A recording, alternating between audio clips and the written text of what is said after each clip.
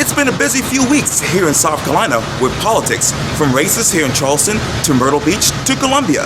In this special edition of Quintin's Close-Ups, I sit down one-on-one with College of Charleston political science professor, Dr. Gibbs Knotts.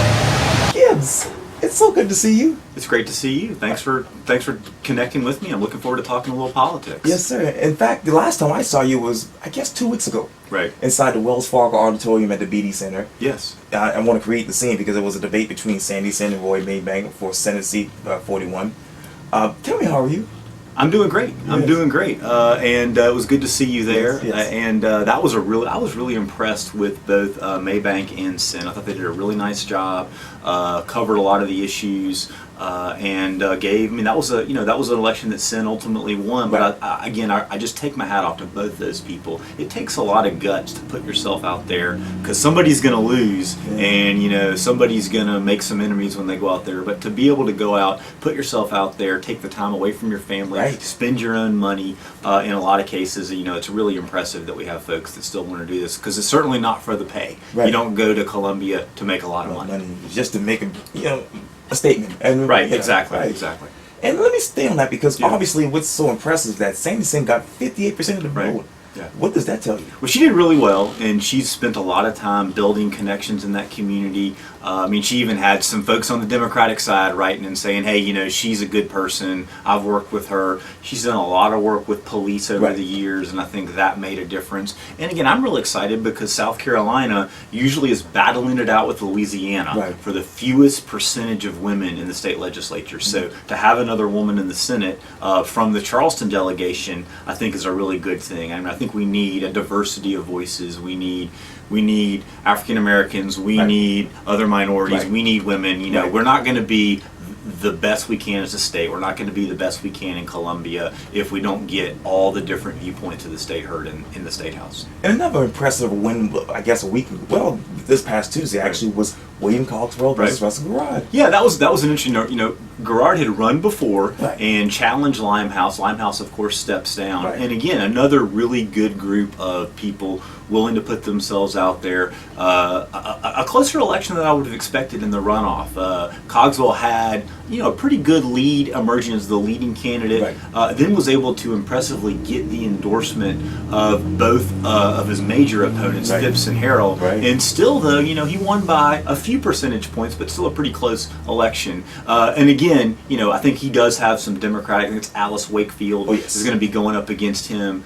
So he's not shouldn't pack his bags for Columbia quite yet. But it's a district that is designed to go to a Republican. Again, I don't love how our districts are so safely Republican or safely Democrat. It means that you really have to go out in the primary if you want to have an impact, because in many cases there's not even a contest in November, and if there is a contest, it's rigged in some ways. It's basically designed to have either the Democrat win or the Republican win, depending on how the districts were drawn. And I think state legislators draw these districts to create safe seats, but I don't necessarily think that's the best thing. I'd like to see a little more competition. I'd like to see members of the state legislature have to go in and talk to Democrats and Republicans and work to get some of those votes and not feel quite as safe as they do the way the current districts are drawn. And you said something very interesting on Twitter that says, who need term limits? Right. Well, yeah, and I've been a person who has been not the biggest fan of term limits. I think that there's a level of expertise that comes with being in the legislature. I think what they do up there is complicated and hard. So to have somebody who has some experience, and I'm a big believer that the best example of term, the best thing we can do rather than do term limits is to make sure people have choices. And we saw in this particular election, and I hope we're going to get a chance to talk about it, some big names in state politics get ousted. People, some big names survived, but Lee Bright in particular has been in the news both across the state and nationally a little bit, and he was not successful. He got beat in a primary challenge, and so he's not going back to Columbia when the new session starts. Speaking of which, I love this particular headline from the Rock Hill Herald. It says, 4 SC state incumbents fall in runoffs. As you mentioned, conservative firebrand Lee Bright of Spartanburg loses runoff. A lot of people said that his initiative of bringing up the transgender bathroom bill basically was his downfall. How do you see it? I think that was the final straw. I think basically we saw with Lee Bright an important lesson for Republicans, and we see with I believe it was Larry Martin a different lesson. And so with Lee Bright, I think the lesson is even in the Republican Party in South Carolina, which is clearly more conservative than the Democratic Party, you can go too far to the right. This is a state that cares a lot about business and industry. Governor Haley all the time seems to be cutting a new ribbon, figuring out how to bring in a new business. And so if people get too far to the right, and this is a socially conservative place, but do things that I think the chamber doesn't like, or things that could potentially hurt a company relocating or impact jobs, it can be dangerous. And so I was a little surprised because, North Carolina has been in the news internationally about their bathroom bill, and I always thought South Carolina was a more conservative place than North Carolina, and it's a little bit of a switch now. North Carolina is doing some of the most conservative policies with their current legislature, and the governor and many of the leaders, not Lee Bright, in South Carolina said, we don't need to do this, we're an inclusive place, we don't need this legislation. And it was very interesting how that developed in South Carolina, which is, as we know, is still a conservative place. And so I think Bright got too far to the right, even for his constituency, and was able to get himself in trouble. Wow. And you just mentioned this, but longtime Senator Larry Martin of Pickens and Mike Fair of Wingville, that is, both were ousted. So Fair I'd put in the same category as Bright, a social conservative. It's spoken out a lot, and he was somebody who I think eventually maybe went a little far for the right. And keep in mind, this is a state that's changing. People are moving in from other parts of the country. They might still be Republican, but maybe not quite as conservative of a Republican. Martin's a little bit of a different story. I think in some ways he got attacked a little bit from the right within his party. He supported some restrictions on guns for domestic violence. People convicted of domestic violence. He supported taking down the Confederate flag, and so it's tricky business for Republicans. I think you have to. It's a difficult balancing act. You can't go too far to the right, go too far into social issues, or you could get yourself in trouble with some more business-minded Republicans. But you also can't go too far to the left. And again, as we know, South Carolina, though we've been the victim of some very bad tragedies with gun violence, this is still a very strong Second Amendment state. And all politicians, but particularly Republican politicians, have to be careful when they talk about gun control and when they vote for gun control, and figure out, where is their constituency on this and what kind of challenge might they face. And Marlon Kimpson, who was the new senator just reelected, he was all for supporting gun control. Right. And he actually beat out his former, fascinating race. Yeah. So Robert Ford up against Marlon Kimpson. And again, I've always thought, Kimpson has been at some forums at the College of Charleston. I've always appreciated his thoughtful comments that he's made, and when he's really pushed some legislation, and I think made folks in Columbia think a little bit differently about public policy. So I sort of think of him as an up and coming star in the Democratic side. And so, but it was a classic kind of upstart versus this longtime veteran who had been forced out of office because of these ethics violations. And it's certainly possible to come back from ethics violations or ethics concerns. They're not always career ending, but again, Ford had to go up against a very talented politician who had done and gotten a lot of support within his constituent, had a chance to build support, and so that was an interesting race. But Kimpson did really, really well in that, and Ford wasn't able to come back, as many politicians, though not all, are able to do. Wow. And do you see him coming back in the future? I think it's going to be hard in that particular district, but if there's some other way he can serve, that's certainly a possibility. Again, he has a lot of support and has built up a lot of goodwill amongst people for many, many years, and so so that's important. And keep in mind too, it wasn't just Republicans that lost, in the runoff. We did have one Democrat, I believe it was Creighton Coleman. And I think the lesson there is another good one as we sort of reflect is you have to provide good constituency service.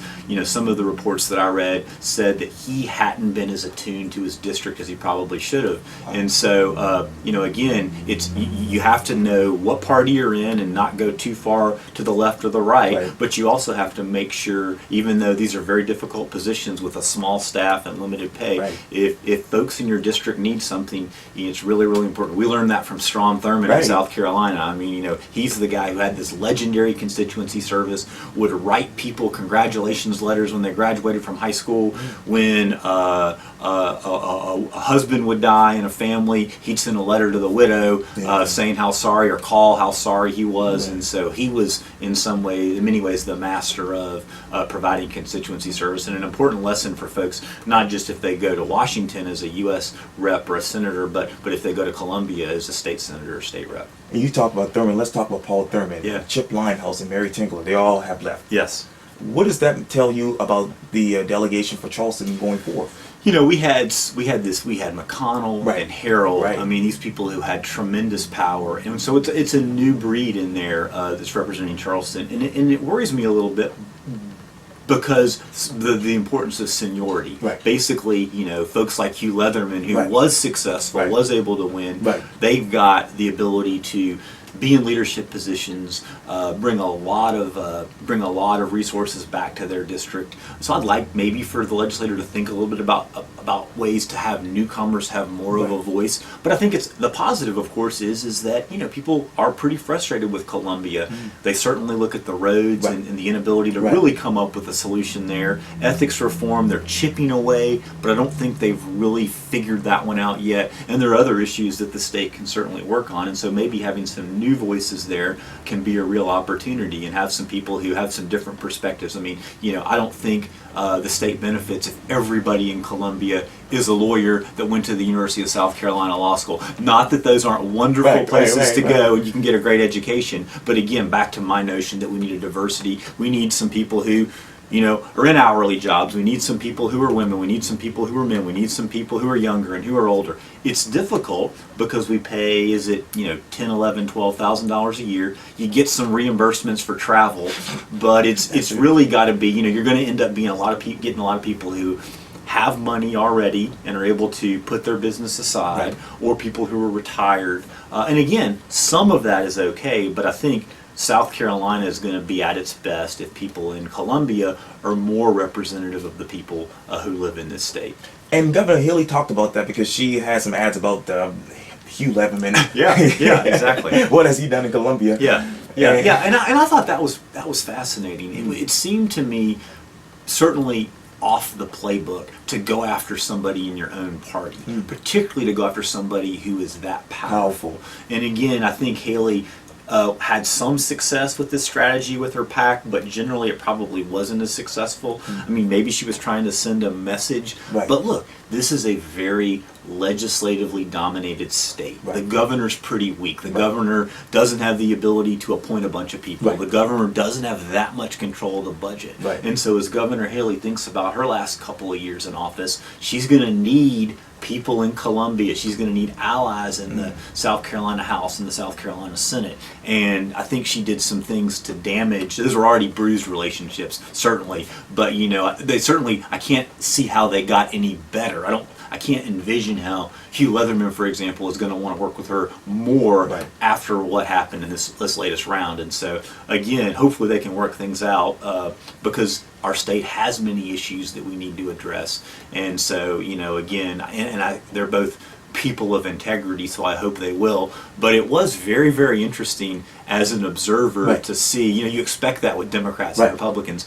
Trump and Clinton are going after each other every 10 minutes. But you don't expect people within their own party, especially when they're not contesting, actually going for the same seat within a primary, a governor and some strong members of the legislature kind of going at it like they did. And so that was sort of a new page in South Carolina politics, that at least that I've seen, and one that I think people will talk about, and we'll have to see what the ramifications are when the session starts. And speaking of Governor Haley, let's talk about the race that she got involved with, I guess in Myrtle Beach, with Reese Boy versus Stephen Goldfinch. Right, exactly, yeah. So she was able to, I guess she was going against Goldfinch's opponent, right? Or she was going for Goldfinch's opponent. Goldfinch ended up, so again, she's trying to have influence. I believe it's a Great Day SC PAC is her group. So she's able to get money. I think a lot of the money has come from outside the state. I've read reports of that. I haven't gone and looked at the filings, and so that's again,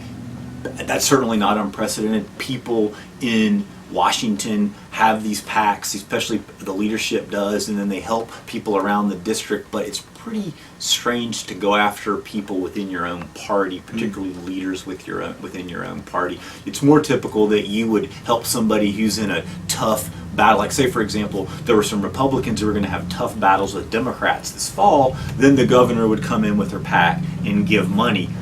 As I said earlier, we don't have that many fall contested seats because we have these very safe Republican seats, very safe Democratic seats. So it makes the primaries very important. But again, I'd like to see more competition in November. And another race that Governor Haley was involved with was Reese Boyce versus Stephen Goldfinch. That was fascinating for her to get involved in that race. And again, in that case, it wasn't that there was a long-time person who she was trying to take down in the leadership role, but she was ultimately, her person did not get elected. It was Goldfinch that did it. And so again, she was not as successful as you would expect for a governor who is as popular as she is.